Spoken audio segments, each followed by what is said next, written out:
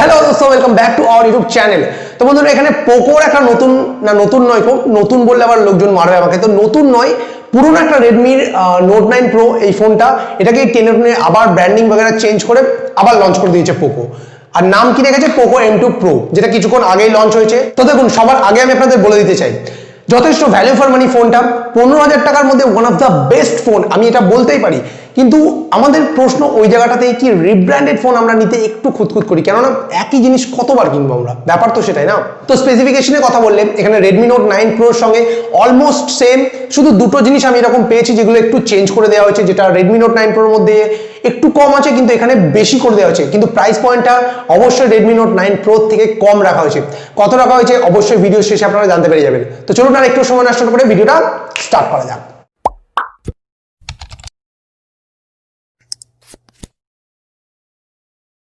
তো সবার আগে এখানে পোকো M2 প্রো স্পেসিফিকেশনের কথা বললে ডিজাইনটা সবার আগে আমি বলে নিতে চাই।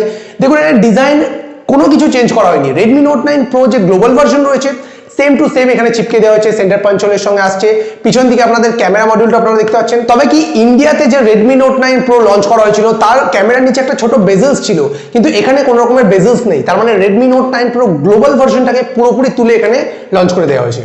কালার ভেরিয়েন্টের কথা বলে এখানে 2 শেড কালারের সঙ্গে 3টে কালার ভেরিয়েন্টের সঙ্গে আসছে মোবাইলগুলো। ব্ল্যাক আসছে, গ্রিন আসছে আর ব্লু আসছে। ডিসপ্লের কথা বললে এখানে আপনারা 6.6 ইঞ্চের একটা বড়সড় ডিসপ্লে পাচ্ছেন।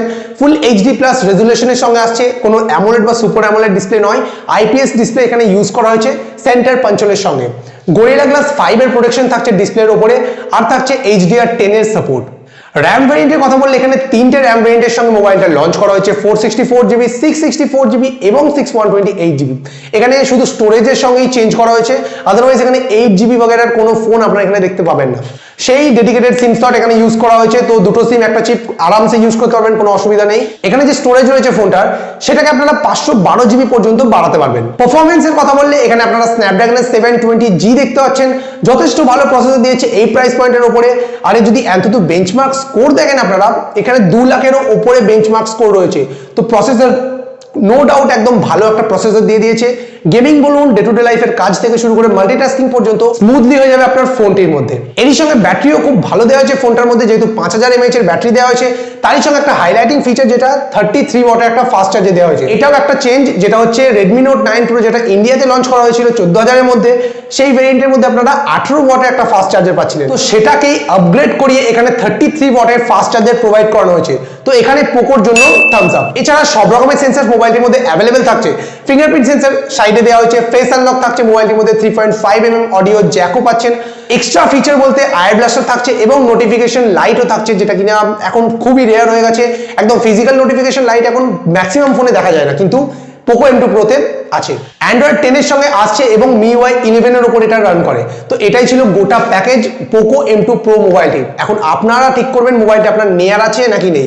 প্রাইসিং এর কথা বললে এই মোবাইলটি আপনারা 13,999 মানে 14,000 টাকার মধ্যে দেখতে পেয়ে যাবেন। যদিও আমি এক্সপেক্ট করেছিলাম এটা 15,000 এ লঞ্চ হবে, তো সারপ্রাইজিংলি পোকো আমাদের এটা 14,000 এ লঞ্চ করে দিয়েছে। তো এই প্রাইস পয়েন্টের মধ্যে ভ্যালু প্রোভাইডের কথা বললে তো যথেষ্ট ভ্যালু মোবাইলটি প্রোভাইড করছে।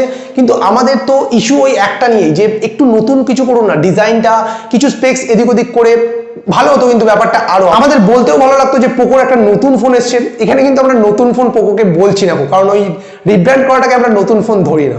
ওয়েল, এটাই ছিল আজকের ভিডিও বন্ধুরা। কেমন লাগলো আপনাদের ভিডিওটা অবশ্যই আমাকে কমেন্টে জানাবেন। আশা করছি ভিডিওটা শেষ পর্যন্ত দেখেছেন।